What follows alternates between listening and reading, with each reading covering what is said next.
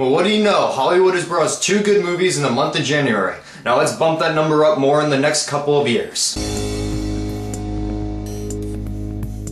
The Gray stars Liam Neeson as Otway, a sharpshooter for an Alaskan oil drilling unit whose job is to protect his men from the wolves that come within the vicinities of the drilling area. However, it comes to the time when all the men have to pack up and board the plane to go back home to visit their families. However, after a horrific plane crash that occurs, Liam Neeson must step up as the leader of a survivor of only 7 to not only survive the cold, but also the hungry pack of wolves that are trying to hunt them down. Ever since Taken, Liam Neeson has pretty much been playing the role as the badass, but I feel that the trailers for this movie are extremely misleading because while it is promoting to his new fan since Taken of playing a badass character, he really isn't. This is a very grounded and very interesting and yet heartbreaking character that Liam Neeson totally nails down and ends up delivering one of his best performances in years. The physical emotions that he has to convey due to the dark, depressing, and very heartbreaking nature past that his character has gone through, it really hit home on me, and I was very affected by some of the scenes where he was just on his own.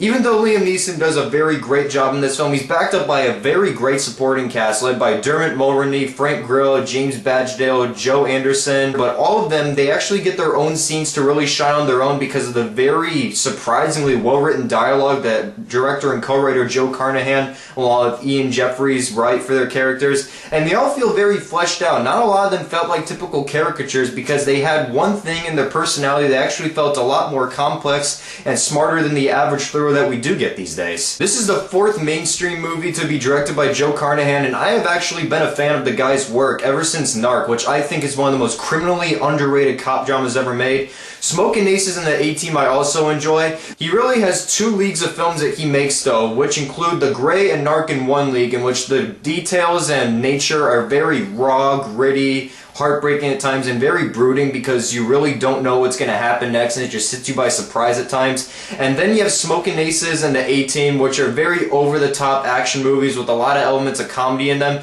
but I really like how he executes both of those genres in turn, and this is by far his best directed film since Narc. Not only does he really nail down the very cold, unnerving, and brooding nature in the cold of Alaska in this film, and he also helps create some very fantastic shots. The cinematography is just beyond fantastic in parts of this film because it really captures the very unnerving and unrelenting force of nature that the Alaskan wilderness has, and you also see the characters in very faint aspects of certain shots and where they're just like miniature figures at times, in which really the cold becomes a character throughout the film. I also love the way of how Carnahan doesn't really rely on the cliches of certain conventions that this genre has to offer, and he kind of turns them around on the other side, in which everything I didn't really expect throughout the film, and also all the flashbacks also help build the development in Liam Neeson's character to a surprising effect at times. The wolves were actually very well portrayed at times, and even though a lot of them were used by CGI, they also used real wolves,